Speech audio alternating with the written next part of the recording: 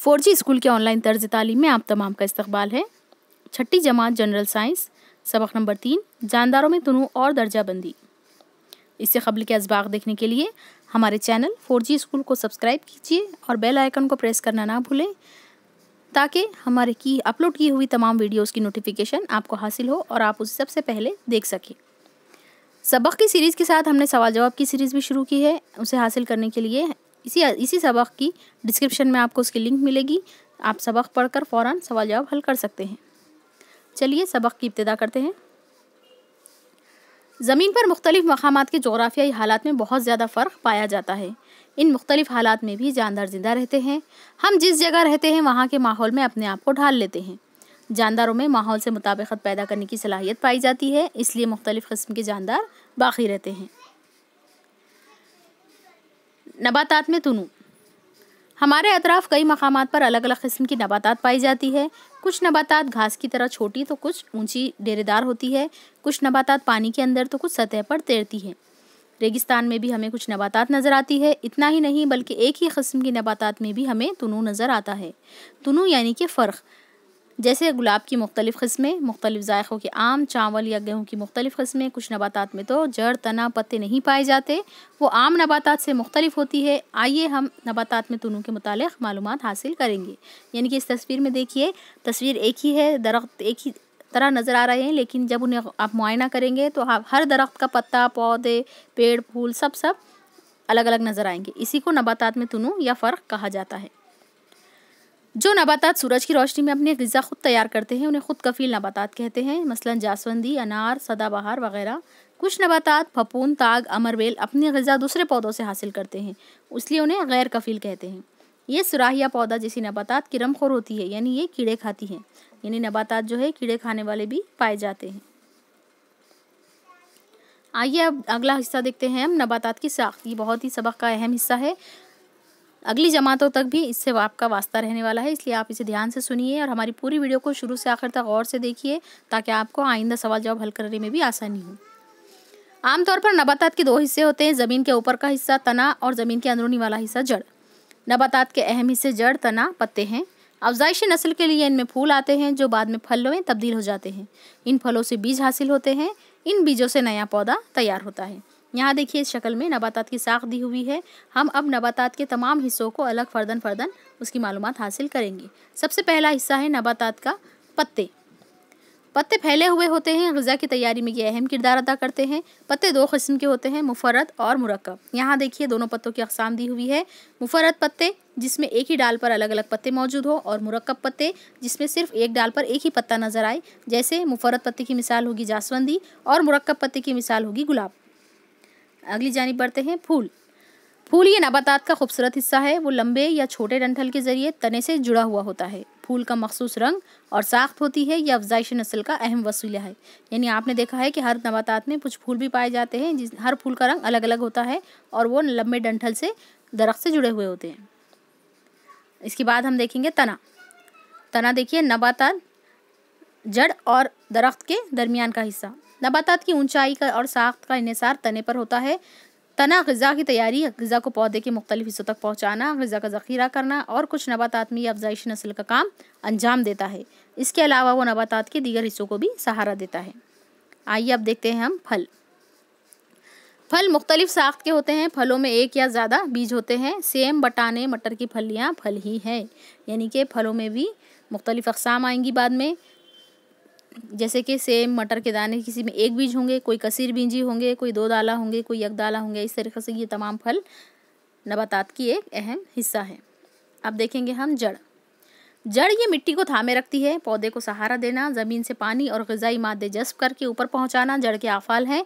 गाजर, मूली में जड़ ग़िज़ा का ज़ख़ीरा करती है। जड़ की 2 किस्में हैं, असल जड़ और रेशेदार जड़। यहाँ देखिए जड़ की 2 किस्में, असल जड़ मसलन जासंदी, बरगद, और रेशेदार जड़ मसलन प्याज या घास। अब हमें देखना है कि नबातात की दर्जाबंदी की ज़रूरत हमें क्यों पेश आई। देखिए मुख्तलिफ नबातात की तादाद के बारे में गौर किया जाए तो आज तक लाखों नबातात की मालूमात जमा हो चुकी है। नबातात के इस तुनू का मुताला में सहूलत पैदा करने की खातिर इनकी साख्त, मुख्तलिफ आज़ा और दीगर खुसूसियत मसलन यकसानियत और फ़र्क की बिना पर जमात बंदी की जाती है। जैसे कि मदरसे में आपको पहचानने के लिए आपको जमात दी जाती है, जैसे अव्वल जमात, दुअम जमात, सुअम जमात। हालांकि मदरसे के तमाम बच्चे तालीम हासिल करने ही आए हैं, लेकिन उनकी शनाख्त और उन्हें समझाने के लिए उनकी दर्जाबंदी की जाती है। ठीक उसी तरीके से इन तमाम नबातात को समझने के लिए, इनके मुताले में आसानी पैदा होने के लिए इनकी साख्त और इनके फ़र्क और यकसानियत की बुनियाद पर इनकी भी जमात बंदी की गई है, क्लासिफिकेशन किया गया है, यानी कि उन्हें अलग अलग दर्जों में बांटा गया है। कैरोलिस डेनिस नामी साइंसदान ने नबातात की सबसे पहली साइंसी जमात बंदी की। उन्होंने इब्तिदा में जमात बंदी के जो तरीक़े इख्तियार किए थे, आज भी इन पर अमल किया जाता है।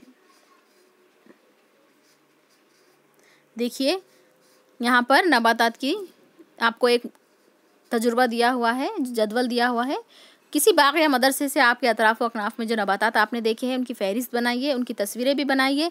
इन नबातात की मुशाहिदात से हासिल होने मालूमात की बुनियाद पर ज़ेल में दी हुई जदवल बनाकर जमात में गुफ्तगू कीजिए।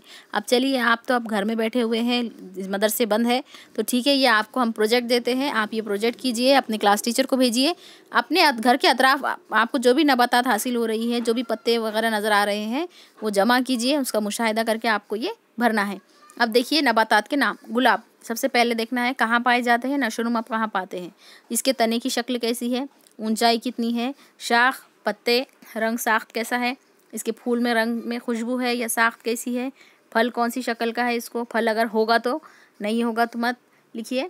इस्तेमाल किसका, यानी इस चीज़ का किस तरह इस्तेमाल करते हैं। इस तरीके से आप कम से कम 5 नबातात या 5 छोटे पौधों का मुशाहिदा करके प्रोजेक्ट तैयार करके अपने क्लास टीचर को भेजिए। और जिन बच्चों ने ये काम किया है, प्लीज़ हमें कमेंट में ज़रूर बताइए। हम यकीनन अगले वीडियोज़ में उन तमाम बच्चों का नाम लेंगे जिन्होंने ये प्रोजेक्ट किया है। नबातात की दर्जाबंदी। अतराफ़ व अकनाफ़ की नबातात की साख्त, ऊंचाई में फ़र्क हम फौरी तौर पर समझ सकते हैं। इस बुनियाद पर हम नबातात की जमात बंदी आसानी से कर सकते हैं। देखिए यहाँ पर दर्जाबंदी के लिए सबसे पहले जो पॉइंट है, जो सबसे नुक्ता है, वो साख्त है, यानी ऊंचा दरख्त, छोटा दरख्त, ये नबातात की दर्जाबंदी। यहाँ देखिए सबसे ऊंचे से लेकर पूरे छोटे पौधों दरख्त तक बताया गया है, इनमें ये तुनु है, ये फ़र्क है। अब देखिए दरख्त, कुछ नबातात लंबी होती हैं, इनके तने सख्त और मजबूत होते हैं, इनमें ज़मीन से कुछ ऊंचाई पर शाखें लगती है, इनको कई साल तक फूल और फल लगते हैं। ऐसे नबातात को दरख्त कहते हैं। दरख्त ऊंचे और जसामत में बड़े होते हैं, ये कसीर साला होते हैं, यानी ये दरख्त बहुत सालों तक जिंदा रह सकते हैं। आइए अब देखते हैं जासुंदी, कुसुम या कन्हेर भी जिसे कहा जाता है, और घानेरी में कौन सी यकसानियत पाई जाती है। झाड़ियाँ, आपको ये बताना है कि कुसुम, जासुंदी और घानेरी में कौन सी यकसानियत पाई जाती है। नेक्स्ट बिट देखते हैं हम। झाड़ियाँ, कुछ नबातात ज़मीन से लगकर नशोनुमा पाती है, ज़मीन के करीब ही इनकी शाखें निकलती है। दरख्त की बनिस्बत ऊंचाई और जिसामत छोटी होती है, लेकिन इनका तना मोटा और सख्त होता है। कन्हेर, जासुंदी, घानेरी, कोरांटी, गुलाब भी झाड़ियाँ हैं। झाड़ियाँ 2 से 3 मीटर ऊंचाई तक बढ़ती हैं, यानी कि जैसे आपने दरख्त देखा पहले, नीम का दरख्त हो गया, आम का दरख्त हो गया, ये बड़े बड़े पेड़ हैं, जिसे हम आम ज़बान में पेड़ भी कह सकते हैं। ये दरख्त सबसे बड़े होते हैं, मजबूत होते हैं। इनसे थोड़े छोटे हम नीचे लेवल पर आ रहे हैं झाड़ियाँ, जैसे ये छोटी झाड़ियाँ आप देखते हैं, इनकी हाइट कम होती है, और या फिर ये ज़मीन पर ही मतलब फैले हुए होते हैं, ज़्यादा ज़मीन पर ही जगह ये घेरते हैं। इसके बाद देखिए पौधे, 1 से 1.5 मीटर तक बढ़ते हैं। पौधों के तने दरख्त झाड़ियों की बनिस्बत बेहद लचकदार और हरे होते हैं। पौधों का अरसा हयात चंद माह से 2 साल तक होता है, यानी कि पौधे छोटे आप देख सकते हैं, जैसे तुलसी का पौधा हो गया या फिर कोई छोटा झाड़ हो गया। फूलों के पौधे अक्सर होते हैं जो ज़्यादा से ज़्यादा 1 से 1.5 मीटर तक बढ़ते हैं, उनके जो तने होते हैं कच्चे होते हैं, कमज़ोर होते हैं। नबातात के तने की जसामत और ऊंचाई के लिहाज से नबातात की 3 किस्में हैं। अब यहाँ पर ये नुक्ता आपको ध्यान में रखना है। सबक का पूरा इसी में आपको आ गया है, जितना अभी तक हमने यहाँ वीडियो देखा है, इन तमाम का पूरा खुलासा इस स्लाइड में आ गया है कि नबातात के तने की जसामत और ऊंचाई के लिहाज से 3 किस्में हैं, दरख्त, झाड़ी और पौधा। चलिए अब आगे बढ़ते हैं। बेल, कुछ बेलें नशोनुमा पाने के लिए सहारे की मदद लेती हैं, कुछ बेलें ज़मीन पर ही फैल जाती हैं। मनी प्लांट जैसे बेलों में तनाव होते हैं। ककड़ी की बेल को स्प्रिंग जैसे बेल डोरे होते हैं। क्या आपने ये देखे हैं? क्या इनका इस्तेमाल क्या होता है? बेल के तने को हाथ लगाकर देखें, क्या महसूस होता है। यानी कि बेल देखे होंगे आपने, हर बेल भी अलग अलग किस्म की होती है। मनी प्लांट नाम की एक बेल होती है जो किसी भी सहारे के साथ बढ़ती चली जाती है। बेल का तना बेहद लचकदार, नर्म और हरा होता है, इसलिए सहारे की मदद से इसकी नशोनुमा तेज़ी से होती है। देखिए यहाँ पर मुख्तलिफ़ किस्म की बेलें दिखाई हुई है। बेल हालांकि कमज़ोर है, लेकिन उसको लगने वाले फल देखिए आप कितने वज़नी हैं और कितने बड़े हैं।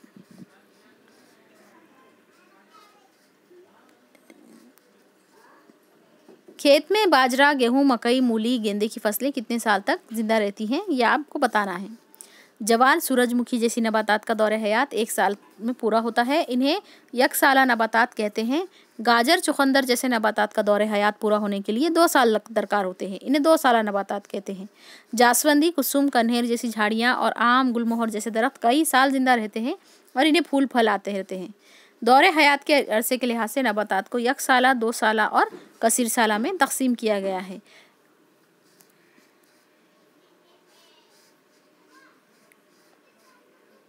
अब देखिए, जिन नबातात में फूल खिलते हैं इन्हें ज़ोहरावी या फूलदार नबातात कहते हैं। जिनमें फूल नहीं खिलते इन्हें गैर ज़ोहरावी या गैर फूलदार नबातात कहते हैं।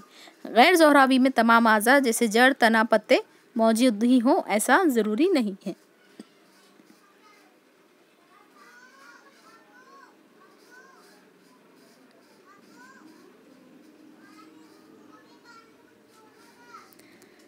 अगला देखते हैं हम। हमारे अतराफ़ व अकनाफ में मुख्तलिफ़ जगहों पर नबातात नशोनुमा पाती नज़र आती है। नबातात की जमात बंदी इनके मस्कन के लिहाज से की जाती है। ज़मीन, पानी, दलदली ज़मीन, रेगिस्तान, कोई बड़ा दरख्त वगैरह नबातात के मस्कन हैं। यहाँ देखिए कुछ नबातात पानी में भी पाई जाती है, जैसे कि कमल के फूल हो गए या फिर दूसरी कुछ पानी की नबातात होती है, वो पानी में सड़ती नहीं है। और नबातात जो है मस्कन के हिसाब से पाई जाती है, जैसे रेगिस्तान में खारदार नबातात पाई जाएंगी। ज़मीन और माहौल के हिसाब से नबातात मौजूद होती है। अब देखते हैं हम हैवानात में तुनु और दर्जाबंदी। जिस तरीक़े से हमने नबातात में फ़र्क देखा है, उसी तरीक़े से हैवानात भी मुख्तलिफ़ किस्म के पाए जाते हैं। चलिए हम अब उनमें तुनु देखते हैं। माहौल में अपनी बक़ा के लिए मुख्तलिफ़ हैवानात ने मुख्तलिफ़ शक्लें इख्तियार की हैं। नबातात की तरह हैवानात के जिस्म की साख्त में भी तुनु यानी फ़र्क पाया जाता है। आँखों से नज़र ना आने वाले अमीबा, जसामत में बड़ा हाथी, छोटे घोंघे, पानी में तैरने वाली मछली, आसमान में बुलंदी पर उड़ने वाली चील, फूलों पर मंडलाने वाली तितलियाँ और दूसरे कीड़े, दीवारों पर रेंगने वाली छिपकली, ये तमाम हैवानात हैं। इनमें हर एक की खुसूसियात मुख्तलिफ हैं। हैवानात में सर, गर्दन, धड़, दुम और हरकत करने के लिए हाथ और पैर जैसे आज़ा पाए जाते हैं। जिस्म के मुख्तलिफ आफ़ाल अंजाम देने के लिए मुख्तलिफ उज़वी निज़ाम भी होते हैं। इस ताल्लुक़ से भी हैवानात में तुनु पाया जाता है। यहाँ देखिए मुख्तलिफ़ किस्म के हैवानात में भी फ़र्क पाया जाता है। कुछ रेंगने वाले होते हैं, कुछ चलने वाले होते हैं, कुछ पानी में, कुछ ज़मीन पर पाए जाते हैं। सांप, गिरगिट, शेर, मछली, चील, मुर्गी, केकड़ा, मक्खी, केचुआ, मगरमच्छ, टिड्डा, इन हैवानात के जिस्म की और बनावट में क्या फ़र्क है, ये आप बोलिए और अपने सहेलियों या अपने भाई बहनों से इस बारे में गुफ्तगू कीजिए। हैवानात के तग़ज़िये में भी तुनु पाया जाता है। हैवानात ग़िज़ा के लिए दूसरों पर इन्हिसार करते हैं। उन्हें जहाँ ग़िज़ा मिलती है वो वहाँ बस जाते हैं। हैवानात के ग़िज़ा हासिल करने और उन्हें खाने के तरीक़े भी मुख्तलिफ़ हैं। इस बिना पर उनके जिस्म की साख़्त भी मुख्तलिफ़ होती है। यानी आपने देखा है कि शेर हमेशा शिकार करता है। कभी आपने शेर को घास खाते हुए देखा है? नहीं। क्यों? क्योंकि घास शेर खाना ये शेर की आदत नहीं है, घास बकरी खाती है। तो इसी तरीक़े से हर एक इंसान की ग़िज़ा अलग अलग है, उनकी ग़िज़ा में भी तुनु पाया जाता है। अब देखिए आपको और एक प्रोजेक्ट करना है। अपने अतराफ़ पाए जाने वाले हैवानात का मुशाहिदा कीजिए, उनकी फ़हरिस्त बनाइए। हासिल शुदा मालूमात की बिना पर ज़ेल में दी गई जदवल मुकम्मल करके गुफ्तगू कीजिए। जानवरों के नाम, ग़िज़ा क्या है, ग़िज़ा किस तरह खाते हैं, कहाँ रहते हैं और आपने क्या खुसूसियत देखी है। प्यारे बच्चों, आपको भी ये प्रोजेक्ट करना है और अगर आप हमारे स्कूल के व्हाट्सएप के ग्रुप में हैं तो आप हमें मैसेज कीजिए। हम आपके किए हुए प्रोजेक्ट्स को हमारे ग्रुप में भी डालेंगे और आपके किए हुए प्रोजेक्ट्स पर आपको एक वीडियो भी बना कर देंगे। चलिए देखिए, इसमें आपको लिखना है जानवरों के नाम, ग़िज़ा क्या है, ग़िज़ा किस तरह खाते हैं, कहाँ रहते हैं और आपने क्या खुसूसियत देखी है। ये प्रोजेक्ट भी आपको करना है। इसमें ज़्यादा नहीं, सिर्फ़ और सिर्फ अपने अतराफ़ पाए जाने वाले आपको 5 जानवरों के बारे में लिखना है। आप बहुत आसानी से लिख सकते हैं। हम मिसाल बता दें आपको, जैसे कुत्ता है, बिल्ली है, गाय है, भैंस है, ऐसे कई जानवर हैं, उनके बारे में आपको यहाँ पर लिखना है। हमारे अतराफ़ सभी हैवानात नहीं पाए जाते, ऐसा क्यों है? ऐसे कौन से हैवानात हैं जो आपने नहीं देखे, आप इन्हें जानते हैं, आपने इनके नाम सुने हैं, इनके ताल्लुक़ से दर्जा बाला जदवल के मुताबिक मालूमात जमा कीजिए। इसके लिए आप इस वेबसाइट की मदद ले सकते हैं। देखिए हमने जो आपको प्रोजेक्ट दिया है उसके लिए आप जितनी वेबसाइट्स दी हुई है, earth life, discovery, sea world, kids world, world life और nationalgeographic.com, ये तमाम वेबसाइट से आप इन तमाम का भी इस्तेमाल अपनी तालीम के लिए कर सकते हैं। किसी बड़े की रहनुमाई में ये प्रोजेक्ट आप अंजाम दीजिए। अगला देखते हैं हम। गड्ढे के पानी के खतरे को खुर्दबीन के जरिए देखने पर इसमें अनगिनत खुर्दबीनी जानदार हरकत करते हुए नजर आते हैं।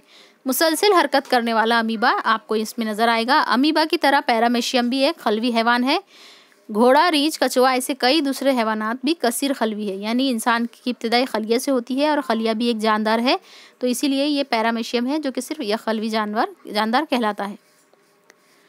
हमारी पीठ के दरमियान हड्डियों का जो सिलसिला है उसे क्या कहते हैं? आपको ये सवाल का जवाब ढूंढना है। रीढ़ की हड्डी वाले हैवानात को फिक्री हैवानात और जिनमें रीढ़ की हड्डी ना हो उनको गैर फिक्री हैवानात, इस तरह दो ग्रोह में तकसीम किया गया है। सांप, इंसान, परिंदे, मछली, कंगारू फिक्री हैवानात है, यानी इनको रीढ़ की हड्डी होती है। गूंगा, झींगर, केचुआ, इन हैवानात में रीढ़ की हड्डी ना होने की वजह से इन्हें गैर फिक्री हैवानात कहा जाता है। अंडे देने वाले, बच्चे देने वाले हैवानात कौन से हैं? आपने पढ़ा है कि अपने जैसे दूसरे जानदार को जन्म देना अफजाइश नस्ल कहलाता है। मुर्गी अंडे देती है, कुछ दिन बाद उनमें से बच्चे निकलते हैं। गाय बछड़े को जन्म देती है, बछड़े की नशोनुमा गाय के जिस्म से ही होती है।